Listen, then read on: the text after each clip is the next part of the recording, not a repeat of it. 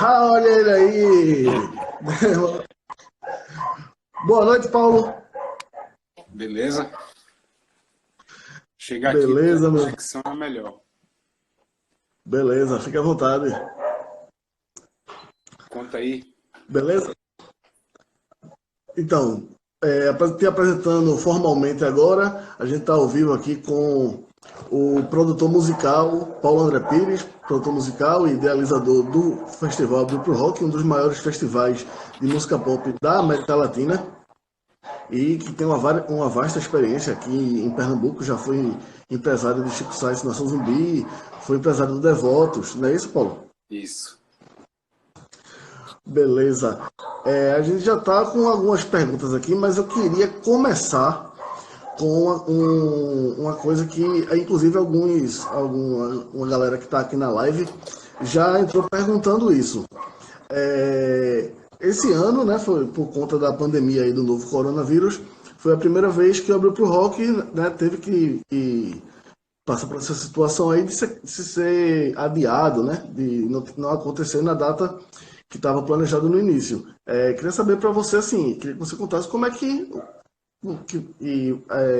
se reage nessa situação, né? Como é que acontece a desmobilização, já estava tudo programado, inclusive com banda de fora e tal. Como é que você recebeu essa notícia que teria que adiar o Abril pro Rock desse ano?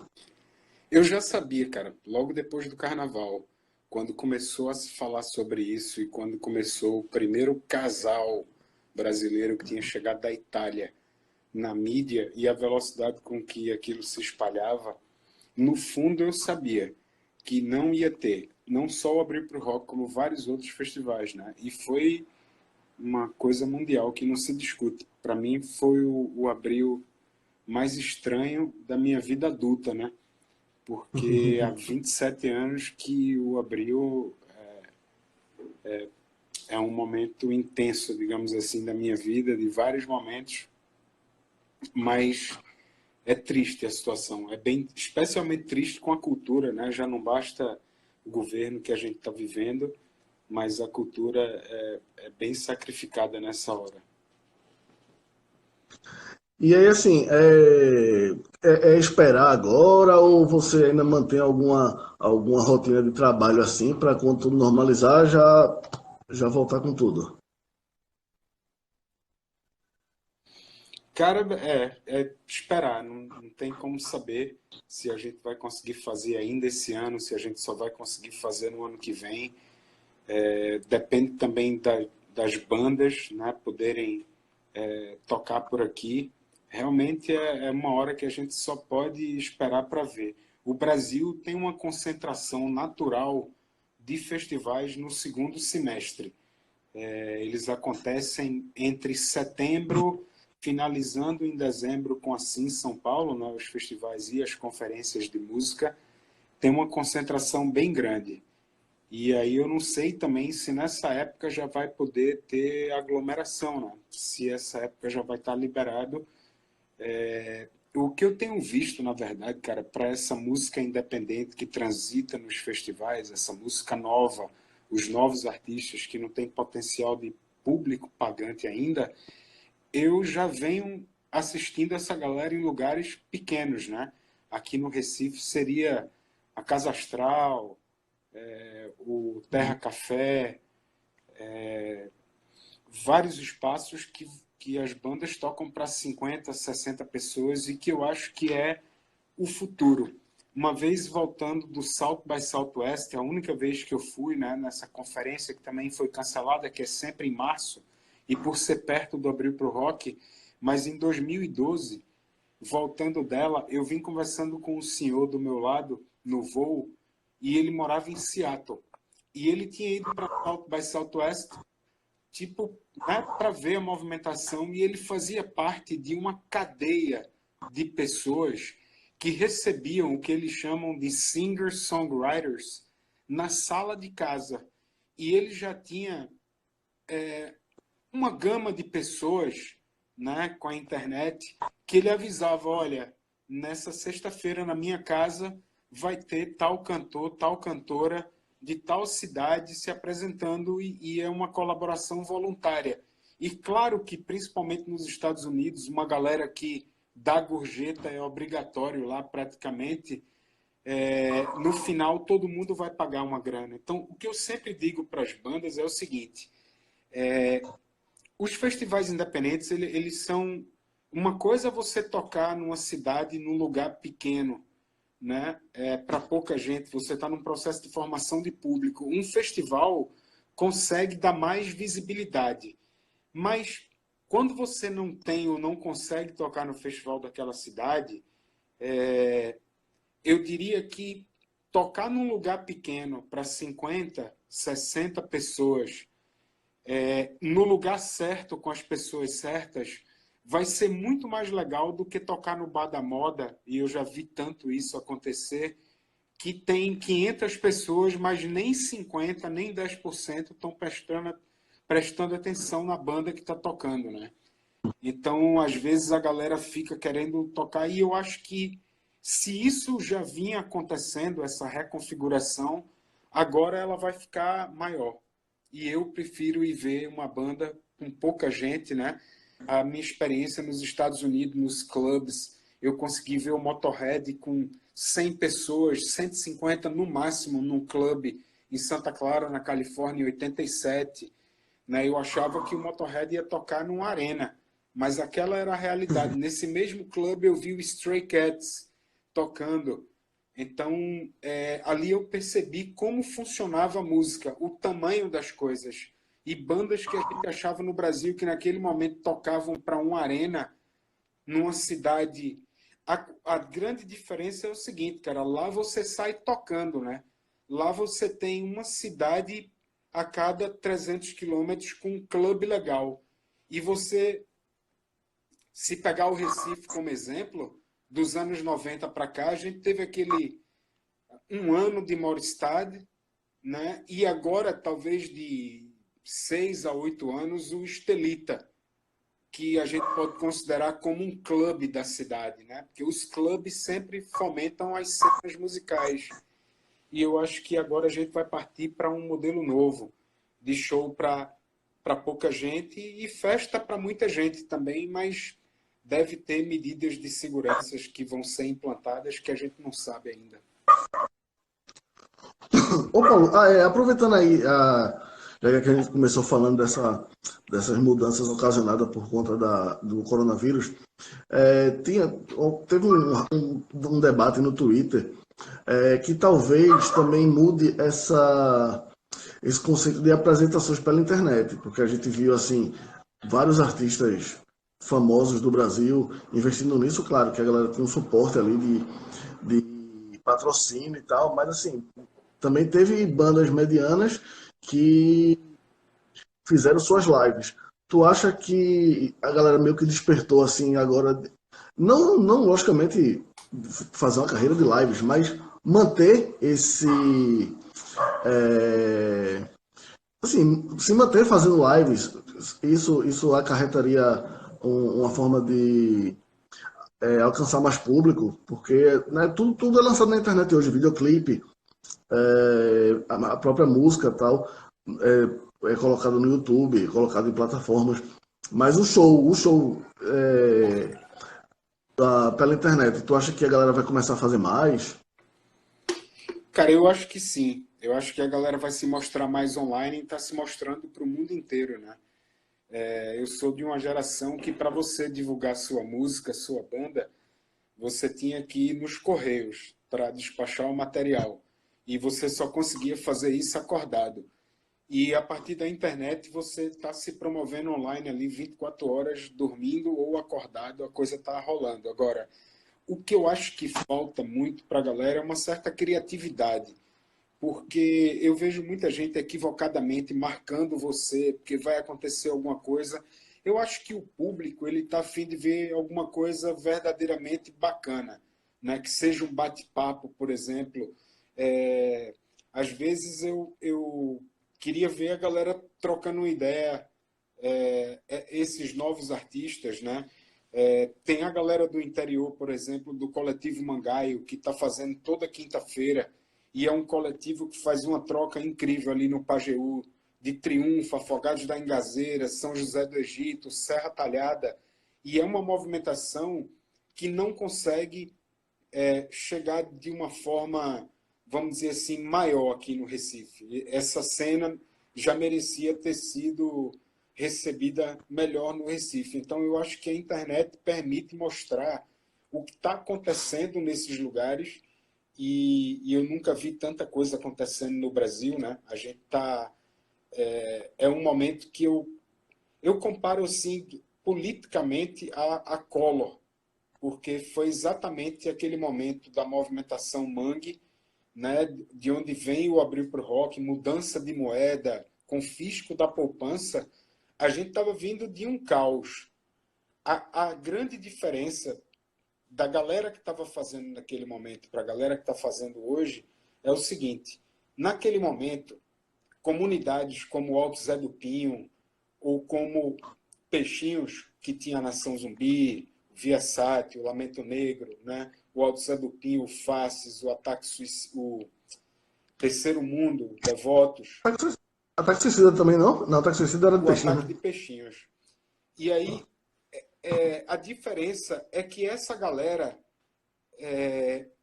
tinha uma galera jovem das comunidades que chegava junto dos shows. Era uma minoria, porque o axé music é que bombava, né? E o forró de mastruz com leite ali naquele momento. Mas nenhum desses jovens eram ligados a movimentos sociais, ao movimento negro, sabe, ao movimento LGBT. E hoje o nível de consciência dessa moçada mais jovem é muito maior. E eu acho que eles ainda vão descobrir, muitos já descobriram e estão fazendo muita coisa acontecer. É nessa galera que eu deposito todas as minhas esperanças e que eu tento prestigiar de todas as formas que eu posso, seja online ou seja fisicamente. Eu gosto de ver essa galera se movimentando. Eu acho que ainda tem oportunidade para muita coisa. Eu tive a experiência agora de fazer umas noites off Porto Musical, em parceria com o DJ Incidental e também com a galera do Rock na Calçada e do Carnabis no Carnaval, né? Lá na Rua do Apolo. E se eu fosse 20 anos mais novo, eu assumia um lugar para bandas novas, mas eu não quero encurtar meu tempo de vida trocando o dia pela noite. E eu acho que ainda tem muito espaço. Eu sinto falta de um lugar que a moçada jovem assuma, a galera que tem o gás para trabalhar de noite, para acordar e resolver as coisas dos dias, sabe, da parte mais burocrática do negócio, e fazer a coisa acontecer. Tudo é uma questão de fazer a coisa acontecer. Hoje está bem mais fácil se comunicar e tem muita gente boa por aí. Ô Paulo, eu queria te fazer voltar a falar da edição 2020 do Abril Pro Rock, porque foi até uma pergunta de uma pessoa que estava assistindo aqui a nossa live. A programação desse ano tinha uma pegada mais metal e punk. Né? Queria saber assim, por que essa opção, né? Tinha o Decide, que é aquela banda de death metal, né? Que é uma das mais cultuadas aí do estilo. E tinha mais outras bandas pesadas, assim. Era uma coisa bem porrada mesmo. Assim. Queria saber como é que foi essa opção por fazer essa edição tão pesada. Cara, isso é uma mudança artística do festival, mas que já vem há muito tempo, né? Uhum. Eu acho que o underground tomou força no festival desde 99, com aquele show histórico do Sepultura, que também deixou uma grana boa pra gente naquele ano. Foi um dos raros anos que o Abril pro Rock deixou uma grana boa, foi com Sepultura. E a gente começou a movimentar a região, né? Quando a gente tinha a Petrobras, a gente conseguia trazer bandas como Êxodos, Misfits, TRI. O Motorhead a gente tinha perdido a Petrobras e aumentou de 30 para 50 reais. Né? Mas na época a gente cobrava 30 ou 35 reais. Então, por esse preço, a gente trazia gente de todo o Nordeste. E, cara, para ser muito honesto, eu cansei um pouco de ficar entrando nessa disputa de ver quem vai trazer primeiro para o Recife tal artista novo, sabe? Fazendo leilão de cachê. Depois já tinha o carnaval pop, né, cara? O Carnaval do Recife é o maior festival de música pop gratuito do Brasil. E tem o Rec Beat, que tem uma programação parecida. O Gaiamum Treloso se transformou num festival de música pop. As festas prévias. Então a gente não quis entrar em leilão com essa galera e a gente foi para o nosso público mais fiel, que é esse público do underground. Então, quando a gente pergunta, faltando uma semana, 10 dias ali nas redes sociais, e aí, galera, tá vindo de onde? Pô, a galera, no maior orgulho, começa a dizer as cidades que estão vendo, e a gente movimenta entre 50 e 60 cidades do Grande Recife, mas do Nordeste inteiro, que vem para cá para assistir. Então, até as bandas gringas já sabem do Abril pro Rock nesse universo, né, do death metal, do thrash, do próprio heavy metal, porque a gente já faz isso há tanto tempo, né? E dentro do universo da música pop, o público do underground, do hardcore, do metal, do punk rock, ele é o público mais fiel, cara. Ele compra o merchandising, ele compra o ingresso. O público da música pop, ele é fiel, mas ele pode também não ser. Já cansei de ir para show de banda que estava ali em evidência e não deu público. Mas na música pop, mas no underground não. Se a banda tiver em evidência, se a banda for foda ao vivo, ela vai vender vinil, CD, adesivo, camiseta, né? Quando a gente conversa sobre Abril pro Rock na curadoria, a gente sempre fala assim, não, velho, Decide é uma banda camisa. O que é que significa uma banda camisa? Velho, é uma banda que num Abril pro Rock ou num show de uma banda gringa de metal no Recife, pelo menos 5 caras vão estar com a camisa da banda. É uma banda camisa, que a galera usa a camisa, que a galera conhece e cultua, né? Então isso... e também, cara, eu vejo as experiências como o Metal Open Air, né? Esse público, ele tem um potencial imenso, mas tem muito aventureiro nesse mercado, né? Tem muito aventureiro, inclusive um deles faleceu agora, na semana passada, Milton, que não fez aquele show do Sepultura em 91, eu acho, no Esporte. Eu tinha feito em parceria com Alemão e Fred, em 90, o Morbid Angel no Esporte, foi a primeira banda de metal gringa no norte e nordeste do Brasil. Depois a gente fez juntos o Creator, em 92. E nesse meio tempo, o Milton anunciou o show do Sepultura e não pagou os caras e não veio. Então, teve o Metal Open Air também, que o cara deu um grande passo maior do que a perna. Eu tentei fazer parceria com ele em algumas bandas. E, pô, imagina, se estava tirando público, olha a distância de São Luís do Maranhão para o Recife, né? E é aquela coisa que eu falo que a experiência é uma merda. E eu falei isso em uma palestra uma vez e um cara mais novo falou, pô, Paulo, por que a experiência é uma merda se a experiência é boa? Não, cara, a experiência também é uma merda. É boa, mas ela também é uma merda, porque a gente já sabe que vai dar errado antes de dar errado. E se a gente falar que vai dar errado, a gente tá agorando, tá achando ruim, tá, sabe, tá com, como é que chama? Despeito. Mas não é isso, é por causa da experiência, né? A experiência faz a gente ver situações que... Então, o Abril pro Rock, ele vai nesse caminho e é um dos maiores festivais do gênero no Brasil. A gente é muito bem resolvido com isso. Hoje tem festivais no Brasil inteiro e os mais legais estão no Nordeste e no Sul. Entre Rio Grande do Sul e Paraná tem um circuito de festivais incríveis, como o Morro Estoque, como o Festival de Música de Itajaí, como o Toon Sounds. A gente precisa conectar. Quem fez um passeio bom por esses festivais foi o Tagore. Investiu muito nessa circulação. O Brasil é muito grande, cara. Eu acho que as bandas precisam empreender mais. Se jogar num carro e sair tocando nesses festivais que tem essa concentração aí que eu falei no segundo semestre. E o Abril pro Rock é só um deles. Massa. Ô, Paulo, deixa eu só pegar mais uma pergunta aqui. A gente vai entrar num assunto agora que é bem recente. É tanto recente que é de ontem. Não sei se você acompanhou aí, teve um embate Anitta contra Felipe Carreiras. por conta de uma emenda que o Carreiras tentou colocar e despertou a ira aí dos artistas. E aí a Anitta convidou ele para uma live, ele decidiu participar, e aí assim, segundo a... Eu não assisti a live, vi algumas coisas só, mas segundo vi no Twitter, ele foi jantado por Anitta, como se dizem. Tu tá acompanhando essa história dessa MP? Assim, eu confesso que eu não me aprofundei muito, mas como você é produtor e tal, eu achei por bem perguntar. Tu tá acompanhando essa história? Cara, eu não estou acompanhando porque no momento eu não estou trabalhando com nenhum artista. Não estou acompanhando de perto. Mas Felipe é deputado federal e Felipe não é da cultura, cara, é do entretenimento, né? Há uma diferença muito grande entre cultura e entretenimento. E Felipe Carreiras não pode representar a cultura. E essa emenda realmente tinha essa pegadinha ali. Eu acho que a Anitta é uma senhora empreendedora.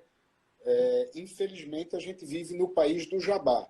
Eu divido a música brasileira em duas. A que paga jabá e a que não paga jabá. E a Anitta paga jabá. Então, tem meu respeito como artista, mas é aquela história, né? É um respeito que a gente sabe o jogo que é jogado, né? Eu tive dentro de gravadora, eu vi muita coisa acontecer, nunca quis fazer esse jogo porque não acredito nele, não acredito em pagar para tocar. E a gente, quando eu gerenciei, por exemplo, a carreira de Chico, a gente estava nesse clima, né? Dentro de uma gravadora que tinha grandes artistas que vendiam disco de ouro, disco de platina, e a gente era uma decepção de vendas. Então a ida para a gringa tem muito a ver com essa sobrevivência de mercado, né? Então esse universo dos festivais que eu falo são mercados completamente distintos, né? O universo que Felipe Carreiras atua e o universo da cultura, né? São coisas bem distintas e essa questão mercadológica que você perguntou, eu não estou tão por dentro agora. Beleza. Deixa eu passar aqui para outro ponto. Então, teve um cara que perguntou qual foi o Abril pro Rock mais difícil de ser feito e tal. Eu vou dar uma remodelada aí na pergunta dele. Eu anotei algumas das grandes bandas que passaram pelo Abril pro Rock, né? Motorhead, que você já citou, teve o Halloween, Suicidal Tendencies, que seria a atração de 97, teve aquele incidente lá com acho que foi com a mãe do cara, né? E aí eles voltaram em 2017, se eu não me engano. Tem o Misfits, você citou também, Bad Brains, Television, New York Dolls, assim, bandas importantíssimas na história do rock and roll. E eu queria saber, assim, quais são as bandas que você mais se orgulha de ter trazido para Recife, de ter dado esse presente aí para a cidade? Cara, eu não sou um cara muito orgulhoso, não. Eu encaro isso como um trabalho. Mas, assim, os momentos, né, que a gente viveu, tipo, o Motorhead foi um passo maior do que a perna do Abrir pro Rock. E a gente só não caiu porque a gente sempre foi muito pé no chão. Quando a gente o Motorhead custou US$ 80.000. Na grana de hoje, a gente está falando de mais de R$ 400.000. E a gente não tinha nem 10% desse valor parado numa conta para qualquer garantia. Então, a gente conseguiu mandar os primeiros US$ 20.000, acho que em setembro ou outubro de 2008, para garantir o show. Eram só 3 shows no Brasil. E assim, depois disso, né, quando veio o Iron Maiden, que tirou muito público da gente, porque o Iron Maiden é uma banda muito maior e muito mais lenda, e não tão pesada como o Motorhead mais melódica, digamos assim, a gente decidiu, depois daquilo, não gastar tanta grana numa só banda, porque o Abrir pro Rock não queria crescer desse jeito. Né? A gente preferia dividir essa grana e trazer 3 bandas distintas, e foi o que a gente seguiu fazendo. Né? Então, a gente... esses shows históricos, cara, é aquela questão do momento. Né? A gente trouxe Camille da França, quando ela era uma popstar na França. a gente trouxe os charlatans, deu um prejuízo que a gente passou 2 anos pagando. Então a gente lembra muito também dos prejuízos, quando teve aquele ano ali do... não é brincadeira não, cara. Tem a história da Kombi. Rogério do Som tirou uma onda aí agora no comentário do Instagram, que ele perguntou o que é Abril para o Rock. Mas eu tenho uma história com ele que eu entreguei minha Kombi, que eu tinha justamente esse ano do Sepultura 99. Eu consegui comprar uma Kombi para transportar o Cascabulho e os Devotos, para diminuir os custos, sobrar mais dinheiro para a galera.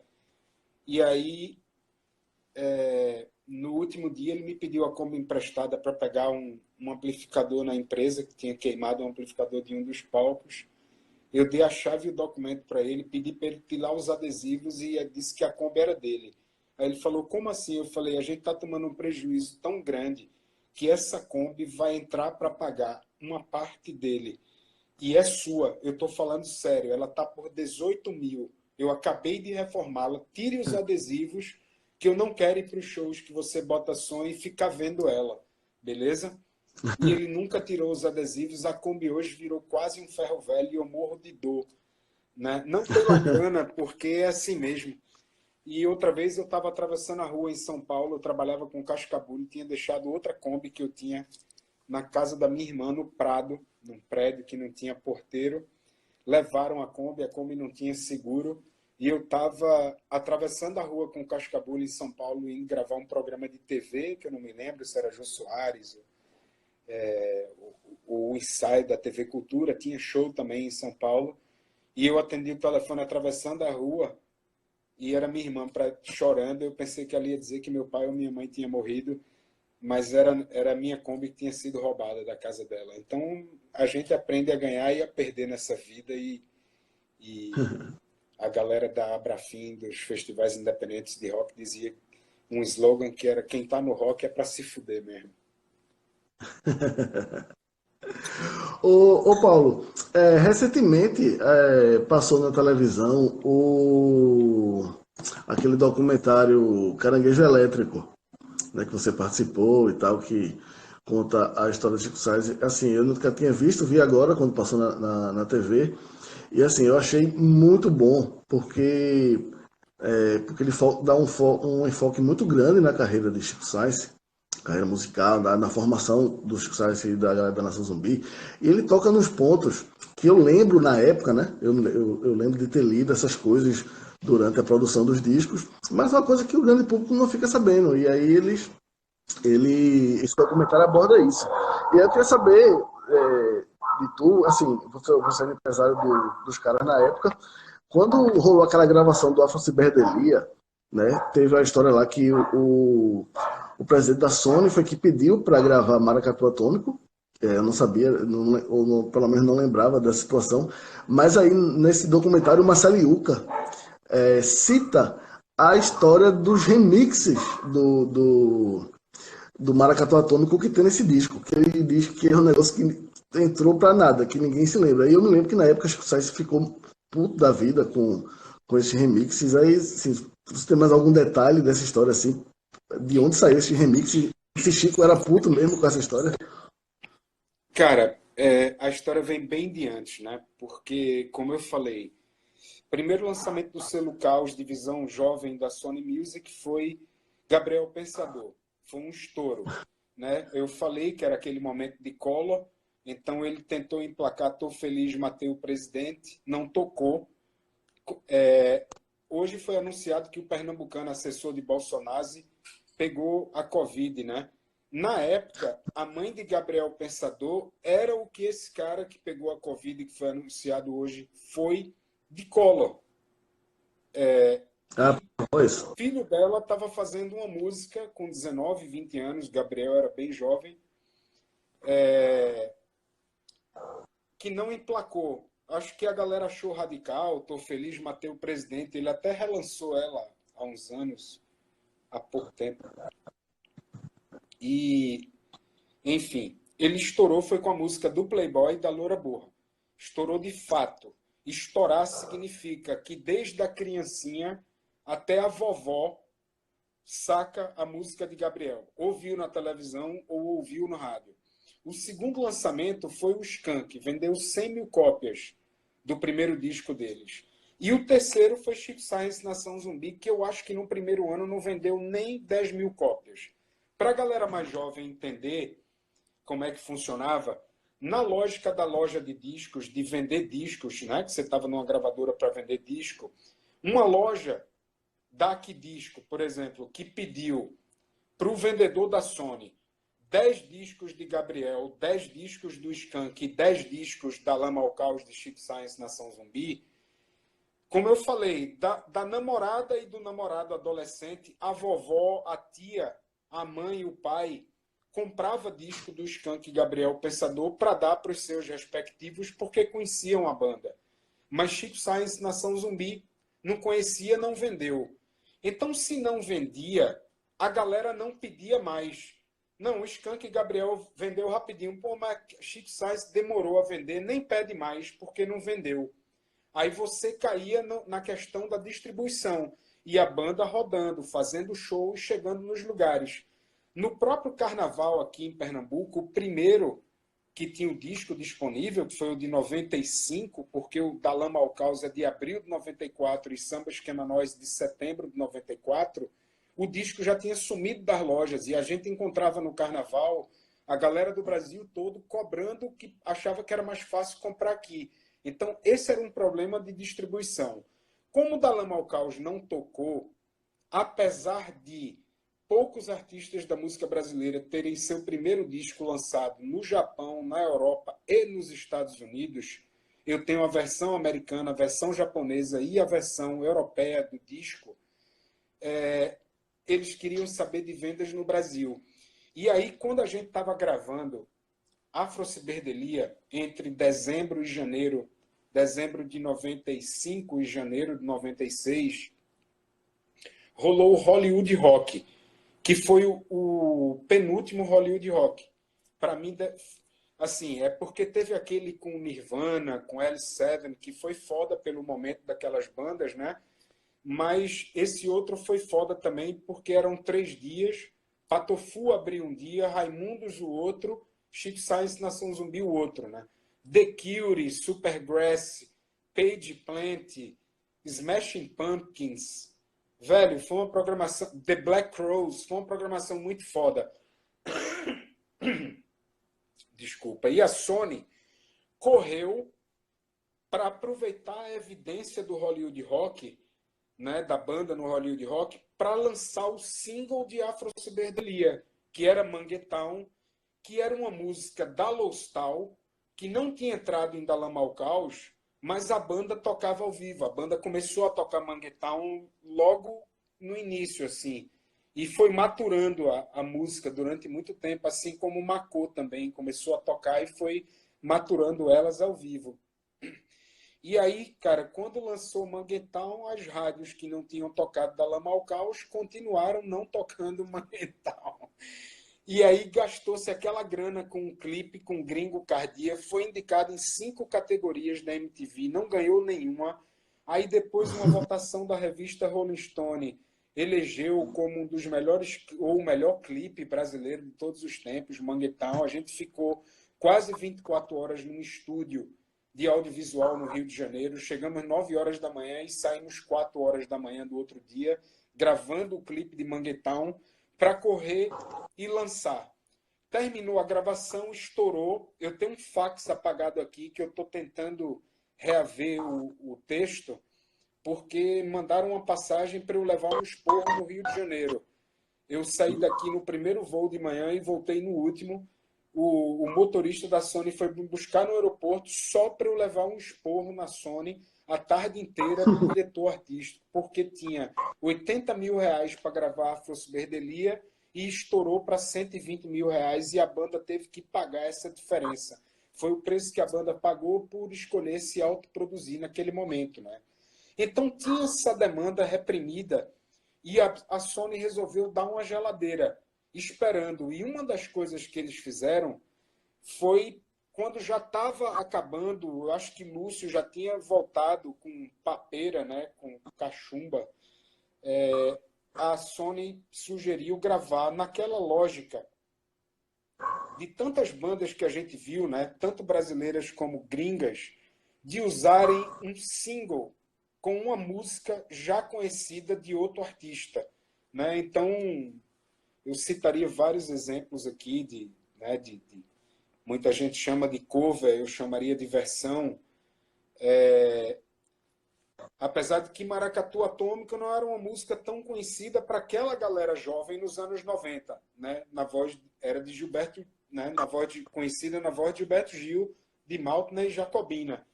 Então, cara, a Sony, eu fui buscar Chico no aeroporto e eu nunca vi Chico tão puto da vida. Ele tinha voltado, eu acho que da masterização do disco, sozinho. E aí ele estava revoltado por causa dos remixes. E assim, a única coisa que a gente pôde fazer foi pedir para Cecília McDowell, do Departamento Internacional, não incluir aqueles 3 remixes na versão gringa de Afro-Ciberdelia, para a gente não passar vergonha lá fora, né? E eu nunca vi, nem tenho, esses discos gringos de Afro-Ciberdelia. Eu entrei numa roda viva tão grande de trabalho que acabei não pegando. Agora, Max Cavaleira me disse que tinha a versão americana, que tem uma foto deles no disco, no CD, que aqui no Brasil era uma foto de uma case, eu acho, preta e branca, escrito Nação Zumbi. Na gringa, Max Cavaleira disse que tinha essa versão. Então foi isso, cara. É uma questão de venda. Aí saiu com a capa, 40 mil cópias com a capa laranja, e já saiu vendendo, né? 6 meses depois eu liguei para a gravadora, mais ou menos em dezembro, foi lançado em julho, a gente estava na turnê da Europa, a segunda e última, e pouco depois da morte do Chico, a gente recebeu o disco de ouro da gravadora. Eu recebi, e a galera da banda recebeu, a família do Chico também recebeu, que era 100 mil cópias, pela venda de 100 mil cópias, né? Então, e a Afro-Ciberdelia teve essa turnê, mas a turnê foi atropelada por essa geladeira que a gravadora deu, então não deu tempo de ter o disco lançado lá fora enquanto a gente estava em turnê. Mas, na verdade, a gente já estava dando continuidade à carreira lá fora, estava negociando uma turnê no Japão, que não chegou a acontecer, mas eles foram capa de uma revista chamada Latina, de música latino-americana, eu tenho ela, Chico Science, Nação Zumbi na capa. Enfim, a trajetória estava indo muito legal. Ô, Paulo, continuando nesse assunto de Chico Sainz, né, porque foi revivido aí com esse documentário passando na televisão. Uma coisa que eu não sabia, pelo menos no depoimento do Miranda, né? Miranda lá que a galera mais jovem conhece pelo ídolo, né? Mas Miranda era do selo Banguela, né? Grande produtor, exatamente. Ele disse que o primeiro disco, né, o Da Lama ao Caos, que foi produzido pelo Liminha, tipo, meio que frustrou uma galera assim, porque a galera achou que não tava o peso que tava nos palcos e tal. Diz que hoje, assim, na época, né, que o Miranda não é mais vivo, mas na época do documentário ele disse que hoje a galera reconhece que o disco é espetacular, elogia o trabalho de produção do Liminha, mas ele diz que na época quando saiu, a galera achou que não era aquilo. Você teve essa impressão também? Cara, era tudo novo para todo mundo, né? E Liminha eu acho que Liminha nunca tinha visto um maracatu tocar ao vivo na vida, né? Um grupo de maracatu tradicional tocando. Eu costumo dizer para a galera mais jovem que o maracatu estava sendo colocado, toda a cultura popular, numa prateleira de um museu ali no finalzinho dos anos 80, quando vem uma galera jovem e começa a dialogar com esses ritmos tradicionais. E a nação também não tinha experiência de estúdio, né? Então, o que se fala é que o show ao vivo era muito poderoso, cara. Eu que viajei e vi praticamente todos esses shows, eu vi a reação da galera no mundo todo e por mais experiente que um músico fosse, ou um produtor, ou mesmo público, nunca tinham visto algo parecido, né? Ao vivo era muito impactante. Inclusive, o fato de Dalama ao Caos ter vindo antes e Chico ter circulado antes, fez o Mundo Livre S.A. pagar um preço, porque quem não conhecia o Mundo Livre S.A. esperava algo parecido com Chico, e na verdade não era, né? O Mundo Livre era uma outra vibe, era uma outra onda, mas estão me perguntando aí do Arthur Lindsay. Chico queria que fosse ou Arthur Lindsay ou Bill Laswell, de tanto que ele sabia o que ele queria. Mas Arthur morava em Nova York, Bill Laswell é americano, do Material, né? Aquela banda experimental dele, e eu falei, O Arthur Chico, Lindsay viu vocês em Nova York, não foi? Ele foi pro show de Nova York, não é isso? o Arthur Sim. foi, o Arthur Sim. foi, o Arthur foi, Naná foi, David Byrne foi, Melvin Gibbs, o baixista do Living Colour, enfim, a gente fez uns 5 shows em Nova York. O primeiro foi do Central Park, mas teve o do CBGBs. E aí a Sony não quis pagar um produtor internacional, né? Por causa de custo também, acabou sendo o limite. Eu não acho... assim, muita coisa poderia ter sido diferente, mas Chico sabia tanto o que queria, cara, que eu dava minha opinião, mas eu deixava ele muito à vontade, né? Mas eu acho que quando você gerencia uma carreira, você tem que estar muito atento aos mínimos detalhes. E da Lama ao Caos, quando você pega o disco, pensando na lógica de loja de discos, ele lacrado, você não vê foto da banda, você não vê tambor de maracatu, né? E é uma incógnita, tipo, é muito conceitual. A capa de Dalama ao Caos é muito conceitual. Então, você, na prateleira da loja de discos, você pega, tá, Chico Science, Nação Zumbi, pô, mas como é o visual dos caras, né? E aí eu conversei isso com o Chico, tanto que em Afro Ciberdelia a galera tá na capa e tem um tambor de maracatu na contracapa. Porque na lógica da loja, você pegando o disco lacrado, a banda tinha um visual incrível, né? E tinha a questão dos tambores do maracatu, né? Em 2013, eu estava em turnê com o Felipe Cordeiro na Europa e a gente foi tocar em Roskilde, que eu estava 10 anos antes, em 2003, com DJ Dolores e a Orquestra Santa Massa. E um dos headliners, dos grandes nomes daquele ano de Roskilde, era o Slipknot.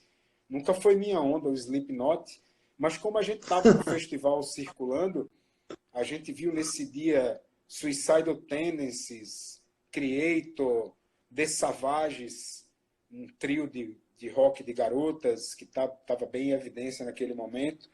E fomos de longe ver o grande palco lá com o Slipknot. Cara, o Slipknot ao vivo tinha 3 percussões. 3. E se não existisse o Sepultura e o Roots, nunca que uma banda de new metal americana ia usar 3 percussões ao vivo, né? Então é muito louco ver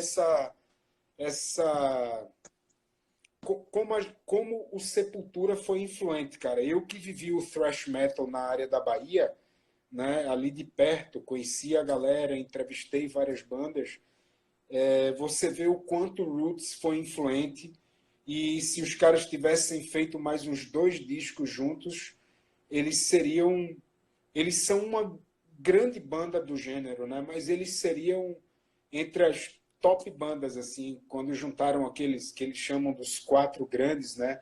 Que é o Metallica, Anthrax, Slayer e Megadeth. Eu acho que o Sepultura estaria ali, seriam 5 se eles tivessem feito mais uns 2 discos. Eu só nunca vou perdoar como é que não foi a Nação Zumbi e foi Carlinhos Brown, porque era o auge do axé. E a Rock Brigade, que era uma revista de metal que eu até escrevi naquela época, tinha uma coisa muito engraçada que eu acho que, eu não sei se foi o Gangrena Gasosa que fez uma música sobre as cartas da Rock Brigade, que era Headbanger's Voice, o nome, a voz do Headbanger, que era bem patético assim, e choveu de críticas, porque a imagem que se tinha de Carlinhos Brown naquele momento era da timbalada, do auge do axé, né? E o Sepultura convida ele, e eu nunca vou perdoar o Sepultura, tinha que ter convidado, era a Nação Zumbi naquele momento.